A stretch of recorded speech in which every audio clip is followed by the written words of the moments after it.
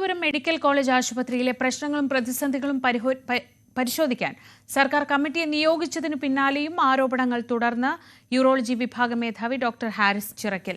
ശസ്ത്രക്രിയ മാറ്റിവെക്കപ്പെട്ടവർ ഇപ്പോഴും Thiruvananthapuram medical college ആശുപത്രിയിൽ തന്നെ കഴിയുകയാണെന്ന് അദ്ദേഹം പറഞ്ഞു. അടുത്ത 2 മാസത്തേക്ക് വെയിറ്റിംഗ് ലിസ്റ്റിലുള്ളവർ ഉണ്ടെന്നാണ് ഡോക്ടർ പറഞ്ഞത്.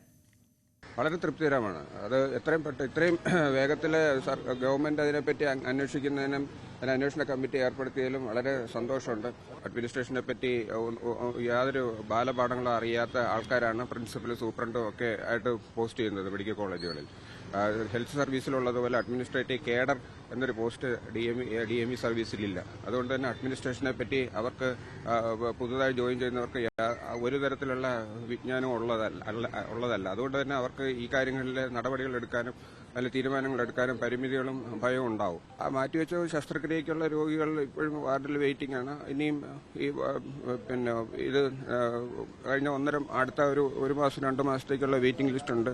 അപ്പോൾ അവർക്ക് വേണ്ടുന്ന ആ സാധനങ്ങൾ ഇന്ന് എത്തിക്കാം എന്നാണ് അവർ പറഞ്ഞിട്ടുള്ളത്. അത് നോക്കട്ടെ. സർക്കാർ നിയോഗിച്ച 4 സമിതി ഡോക്ടർ ഹാരിസ് ഉന്നയിച്ച പരാതികൾ പരിശോധിക്കും. ഡോക്ടറിന്റെ ആരോപണങ്ങളിൽ കഴമ്പുണ്ട് എന്ന് തന്നെയാണ് പ്രാഥമിക വിലയിരുത്തൽ. അതേസമയം ഇതിനെ ഒരു രാഷ്ട്രീയ ആയുധമാക്കാനാണ് കോൺഗ്രസ് തീരുമാനം. ഡാൻ കുര്യൻ വിവരങ്ങളുമായി. ഡാൻ, ഈ വിഷയത്തിൽ ഇന്നിപ്പോൾ ഡോക്ടറിന്റെ പ്രതികരണം കേൾക്കുമ്പോൾ തീരുമാനത്തിൽ അദ്ദേഹത്തിന് തൃപ്തിയുണ്ടെങ്കിൽ പോലും ഇന്നലെ പ്രിൻസിപ്പലിൻ്റെതായൊക്കെ വന്ന പ്രതികരണങ്ങളിൽ അവിടെ യാതൊരു പ്രശ്നവുമില്ല, എല്ലാം കൃത്യമായിട്ടാണ് നടക്കുന്നത്, ഒരു പെൻഡിങ് പർച്ചേസ് റിക്വസ്റ്റ് പോലും ഇല്ല എന്നൊക്കെ വന്നിരുന്നു. അതിനോടാണ് ഒരുപക്ഷെ അദ്ദേഹം അതൃപ്തിയോടെ പ്രതികരിക്കുന്നത്. ഇന്ന് അദ്ദേഹത്തിന്റെ പ്രതികരണങ്ങൾ ഈ വലിയൊരു നിര തന്നെ ഇപ്പോഴും ശസ്ത്രക്രിയയ്ക്കായി കാത്തിരിക്കുന്നവരുടെ നിരയുണ്ട്. ഇതൊക്കെ ഒന്ന് അന്വേഷിച്ചാൽ അറിയാവുന്നതേയുള്ളൂ. ഇത് രാഷ്ട്രീയമായി കൂടി വലിയ വിഷയമായി ഉയരുമ്പോൾ അദ്ദേഹത്തിന്റെ പ്രതികരണം എന്താണ്? ഹാരിസ് ചിറക്കൽ തന്റെ ആരോപണങ്ങളിൽ ഉറച്ചു നിൽക്കുകയും മാധ്യമം ചെയ്തതിന് പിന്നാലെയാണ് ആരോഗ്യ വകുപ്പ് തന്നെ വിഷയത്തിൽ അടിയന്തരമായി ഇടപെടാൻ നിർബന്ധിതരായത്.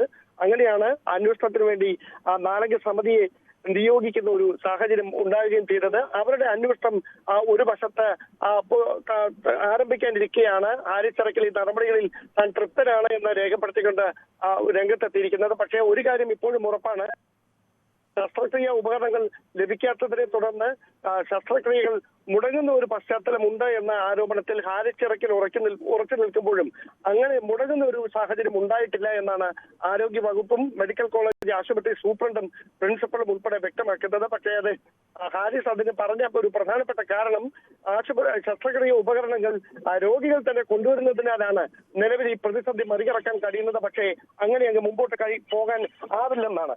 ആ ഒരു പശ്ചാത്തലത്തിൽ അടിയന്തരമായ ഒരു ഇടപെടൽ കൃത്യമായി ഉണ്ടാകുമെന്ന പ്രതീക്ഷയിലാണ് താനും കാത്തിരിക്കുന്നതെന്നാണ് അദ്ദേഹം പറഞ്ഞു വെക്കുന്നത്. പക്ഷേ ഈ വിഷയത്തെ രാഷ്ട്രീയമായി ഇടതുപക്ഷത്തിനെതിരെ ആയുധമാക്കി ഉപയോഗിക്കാനുള്ള തയ്യാറെടുപ്പിലാണ് പ്രതിപക്ഷം. ശരി, ഡാൻ കുര്യനാണ് വിവരങ്ങൾ നൽകിയത്. രാഷ്ട്രീയമായി ഒരു വലിയ വിവാദമായി ഇത് ഉയർത്തിക്കൊണ്ടുവരികയാണ് പ്രതിപക്ഷം. അതിനിടയിലും മെഡിക്കൽ കോളേജിലെ